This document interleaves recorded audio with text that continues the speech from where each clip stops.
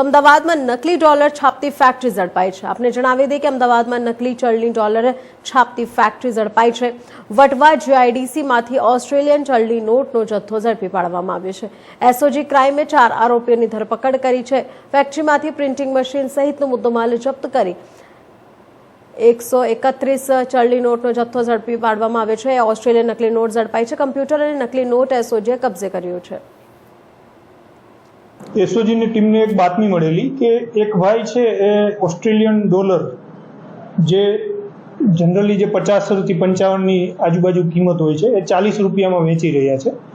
જેના આધારે એસઓજીની ટીમે વોચ ગોઠવી અને તેઓને ઓસ્ટ્રેલિયન ડોલરની 119 નોટ $50ની નોટ હતી અને 119 નંગ સાથે રોનક ચેતનભાઈ રાઠોડને પકડી પાડેલ અને ત્યાર પછી આગળની તપાસ કરતા અન્ય આરોપીઓ ખુશ અશોકભાઈ પટેલ, મૌલિક શંકરભાઈ પટેલ અને ધ્રુવ હિમાંશુભાઈ દેસાઈ આ 4 આરોપીને પકડી અને આ જે નોટો છે એ સિવાયની અન્ય નોટો અને તૈયાર પ્રિન્ટ કાઢેલી પેપર ઉપરની પ્રિન્ટો અને પ્રિન્ટ કાઢવા માટેનું પ્રિન્ટર મશીન અને આ તમામ સામગ્રી સાથે તમામ 4 આરોપીને પકડી પાડેલ છે।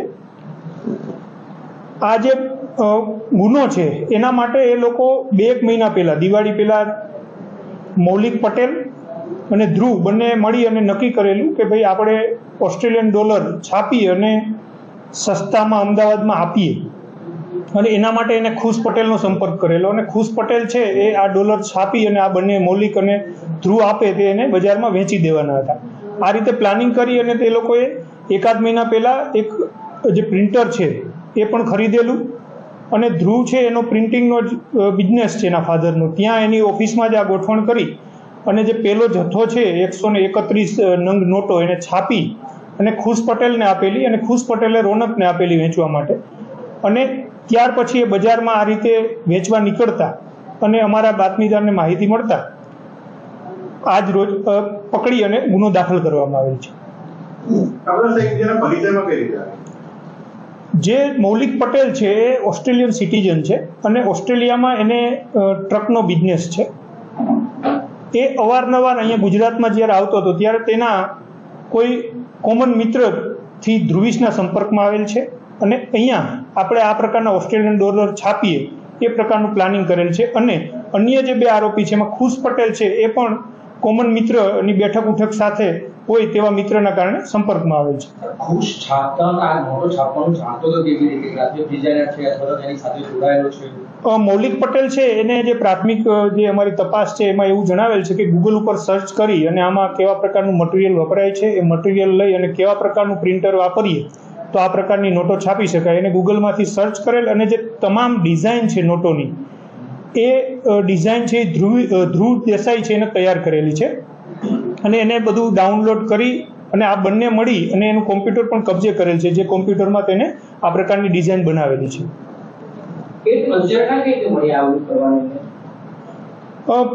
પ્રાથમિક દ્રષ્ટિએ એવું જણાય છે કે શોર્ટકટ અપનાવી અને પૈસા કમાઈ લેવા એ પ્રકારની જે લાલસા હોય પૈસા કમાવાની એમાં આ કૃત્ય કરેલાનું જણાય છે।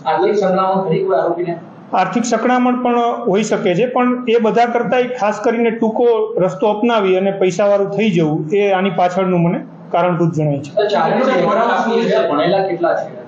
જે મૌલિક છે એને માસ્ટર ઓફ બિઝનેસ મેનેજમેન્ટ કરેલું છે અને ઓસ્ટ્રેલિયામાંથી કરેલું છે। જે ધ્રુવ દેસાઈ છે તેને બાયોટેકનોલોજીમાં 3જા વર્ષમાં અભ્યાસ કરે છે। ખુશ છે એ એસએસસી પાસ છે અને રોનક છે એ પણ એસએસસી પાસ છે। હાલ સુધીમાં અમે જે કબજે કરેલી છે 131 નોટો ટોટલ છાપેલી છે અને એ સિવાયની 18 નંગ જે પ્રિન્ટ તૈયાર કરેલી પેપર ઉપર છે તે પણ એને અમે કબજે કરેલ છે અને એ સિવાયનું જે મટીરિયલ છે એને કાલુપુરથી ખરીદેલું છે પ્લાસ્ટિકનું મટીરિયલ એ પણ અમે કબજે કરેલું છે। ક્વોલિટી કેવી છે? સામાન્ય માણસ આ ડોલર વચ્ચેનો ખબર થાય છે કે આને ઓરિજિનલ છે ડુપ્લિકેટ છે? આમ કોઈ જાણકાર હોય તો જ પ્રાથમિક દ્રષ્ટિએ જોતા ખબર નથી પડતી પણ તમે હાથમાં લઈ અને જુઓ તો થોડો અંદાજ આવે છે કે આ થોડું અલગ પ્રકારનું મટીરિયલ છે।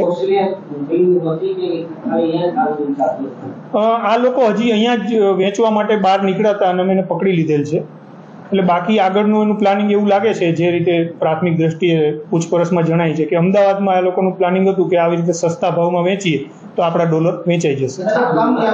જૂના પિતાને ખબર હતી કે આ લોકો અહીંયા બેસના ધંધો કરે છે, એના પ્રિન્ટિંગ પ્રેસ. ના, હાલ પ્રાથમિક દ્રષ્ટિ જે તપાસ છે એમાં એવું જણાતું